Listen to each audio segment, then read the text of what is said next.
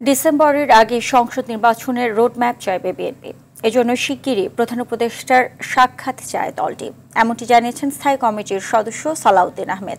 তিনি বলেন, পঞ্চদশ সংশোধনীর পুনঃব্যবস্থা চায় তার দল। গুলশানে সাংবাদিকদের সাথে আলাপকালে তিনি আরও বলেন, বিএনপিকে ধর্মনিরপেক্ষ বানানোর অপচেষ্টায় লিপ্ত রয়েছে একটি মহল। মাইদুর রহমান রুবেল জানাচ্ছেন বিস্তারিত। গুলশানে দলীয় চেয়ারপারসনের রাজনৈতিক কার্যালয়ে সাংবাদিকদের সাথে অনানুষ্ঠানিক মতবিনিময়কালে সালাউদ্দিন আহমেদ বলেন, পঞ্চদশ সংশোধনী রাষ্ট্র পরিচালনার মূলনীতি কি হবে তা নিয়ে মতামত জমা দিয়েছে ঐক্যমত কমিশনের কাছে। ধর্মনিরপেক্ষতার প্রসঙ্গে বিএনপিকে নিয়ে ভুল ব্যাখ্যা দেওয়া হয়েছে বলেও জানান তিনি। যে সংবিধানের মূলনীতিতে বহুত্ববাদের কথা বলেছেন, সাম্য, মানবিক মর্যাদা ইত্যাদির কথা বলেছেন, বাট বহুত্ববাদ সহ আর অন্যান্য বিষয়গুলোর সাথে আমরা একমত নই এবং রাষ্ট্র পরিচালনার মূলনীতি হিসাবে আর সংবিধানের মূলনীতি হিসেবে আমরা একমত নই। এরপর আমাদের মন্তব্য দিয়েছি, পঞ্চদশ সংশোধনী পূর্ববর্তী অবস্থা বহাল চাই।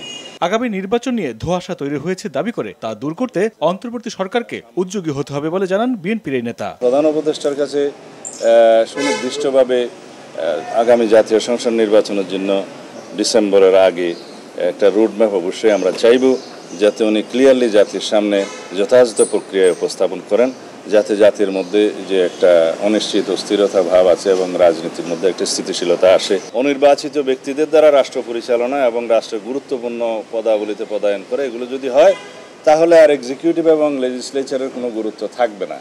তো সেই ব্যবস্থা আমরা অ্যাপ্রুভ করিনি। ফিলিস্তিনি মুসলমানদের উপর ইসরায়েলি বর্বরোচিত হামলার প্রতিবাদে জাতীয় প্রেস ক্লাবের সামনে ওলামা দলের বিক্ষোভ সমাবেশে শহীদ উদ্দিন চৌধুরী এনি বলেন, বিশ্বের মুসলমানদেরকে ঐক্যবদ্ধ হতে হবে, যেমনটা ফ্যাসিস্ট শেখ হাসিনাকে তাড়াতে বাংলাদেশের মানুষ ঐক্যবদ্ধ হয়েছিল।